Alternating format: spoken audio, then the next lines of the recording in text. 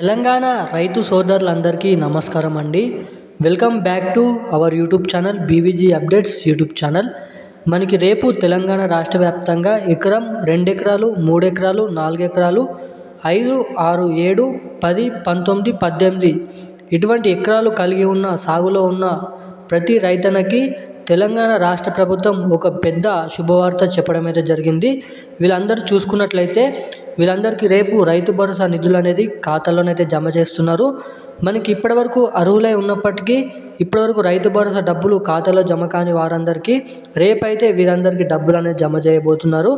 అది మనకి జిల్లాల వారీగా మనకి ఇటువంటి అర్హత కలిగి ఉన్న రైతు ఏదైతే సాగులో ఉన్నటువంటి రైతు ఎవరైతే రైతన్నలు ఉన్నారో మనకి ఇటువంటి జిల్లాలలో మాత్రమే ఇటువంటి బ్యాంకు కలిగి ఉన్న వారికి మాత్రమే మనకి రేపు తొందరగా ప్రభుత్వ ట్రెజరీలో నుంచి మనకి ఏదైతే రైతు భరోసా అకౌంట్లు ఎవరైతే ఉన్నారో మనకి ఇటువంటి అకౌంట్లు కలిగి ఉన్న వారికి మాత్రమే ఆయా జిల్లాలలో మాత్రమే మనకి 12 నుంచి 10 జిల్లాలలో మాత్రమే రేపు రైతు భరోసా నిధులు కేటాయించడానికి మన తెలంగాణ రాష్ట్ర ప్రభుత్వం గ్రీన్ సిగ్నల్ అనేది ఇవ్వడం అయితే జరిగింది.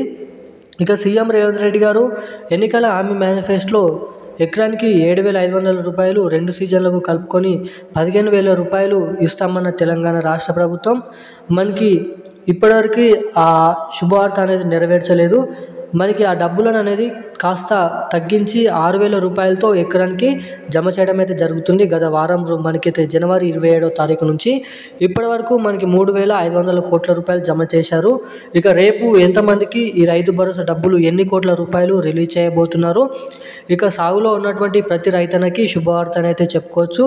అర్ధ ఎకరం నుంచి మొదలుకొని 19, 15 ఎకరాల లోపు ఉన్న రైతన్నలు ఖచ్చితంగా ఈ వీడియోని చివరి దాకా చూసినట్లయితే మీకు పూర్తి స్థాయి ఇన్ఫర్మేషన్ అనేది అర్థమవుతుంది.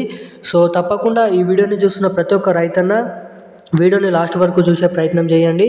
అదేవిధంగా మన ఛానల్ని మొదటిసారిగా ఎవరైనా చూస్తుంటే తప్పకుండా మన ఛానల్ని సబ్స్క్రైబ్ చేసుకోండి.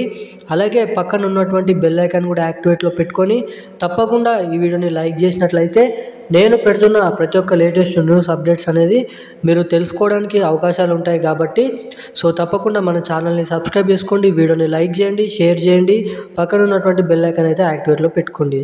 సో ఇక ఏమాత్రం లేట్ చేయకుండా వీడియోలోకి వెళ్ళి పూర్తి స్థాయి సమాచారం ఏంటో అనేది తెలుసుకునే ప్రయత్నం అయితే చేద్దాం.